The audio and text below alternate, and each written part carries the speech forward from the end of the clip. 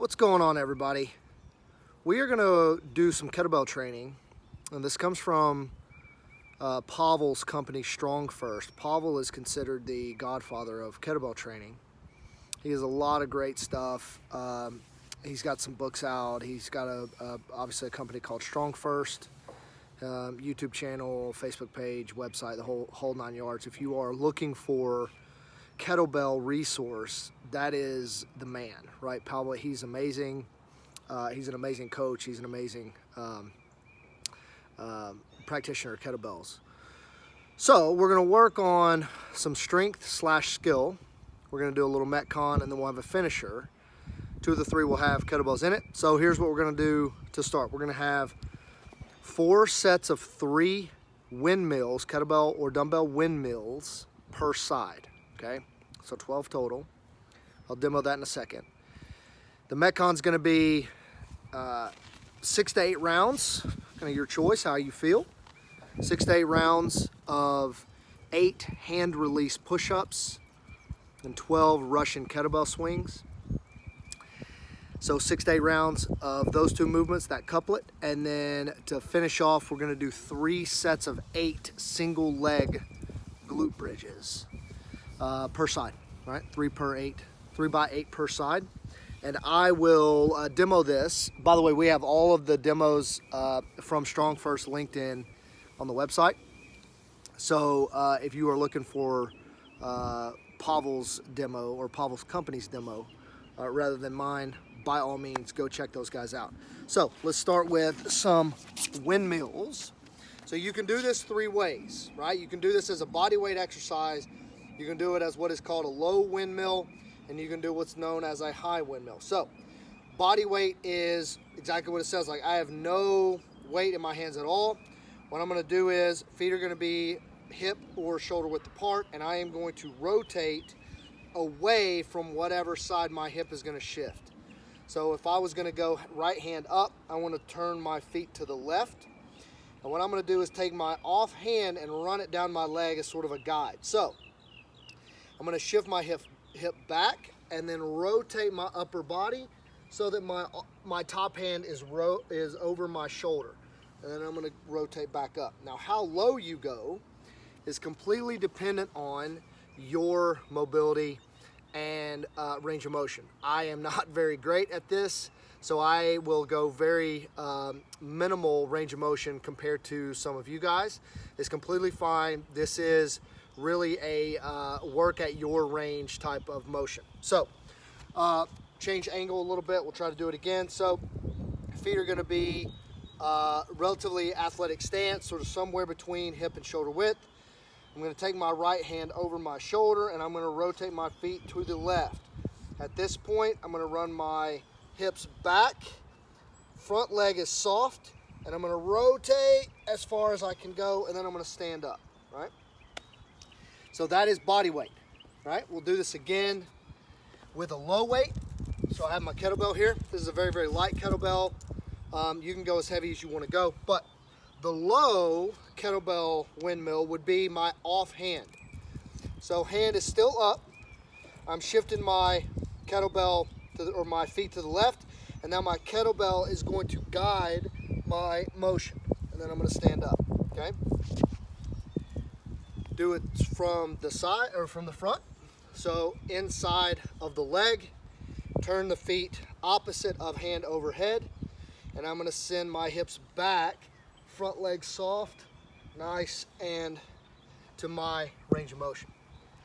That is a low windmill, right? So we have body weight and then low windmill, and then the last one that we're going to show today is a high windmill, which is the kettlebell is over my head. It is the more difficult. There is one stage beyond this where I have kettlebells in both hands. That's super advanced. We'll save that for another time. All right, kettlebell up in my overhead position.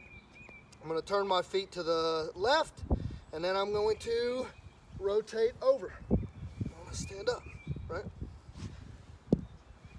Do it one more time from a different angle so you can see.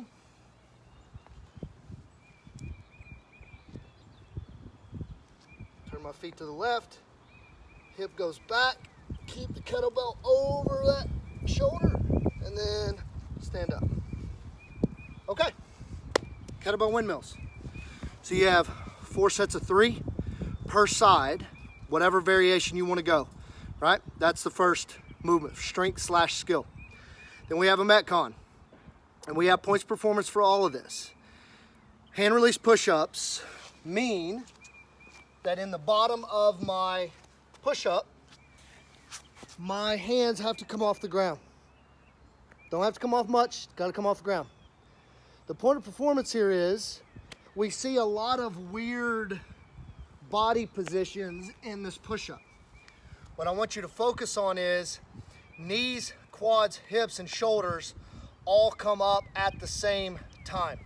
They're not gonna come up and snake like it's a wobbly pencil, right? So here we go.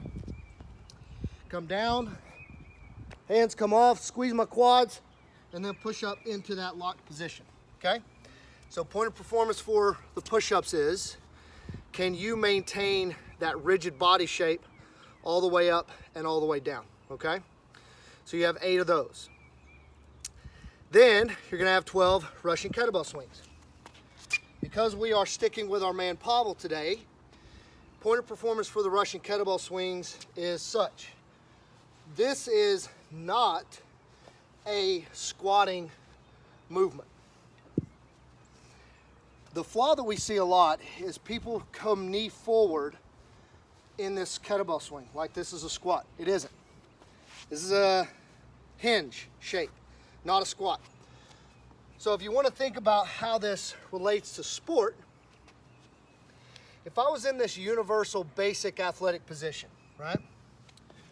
So to just get ready to play sport, you were 4 years old playing t-ball, I would be in this universal athletic shape, right? And what you see is, shin is relatively vertical. I might have a little bit of forward inclination, but not much. My back's flat. My hips are back, not down, right? Hips are back. This is the bottom position of your kettlebell swing. Notice it is not some sort of squatted position. It is hinge, right? Because that mimics sport. If I was going to jump as far as I could out, the bottom position in my loaded position would be this same shape. It would not be down and up, right?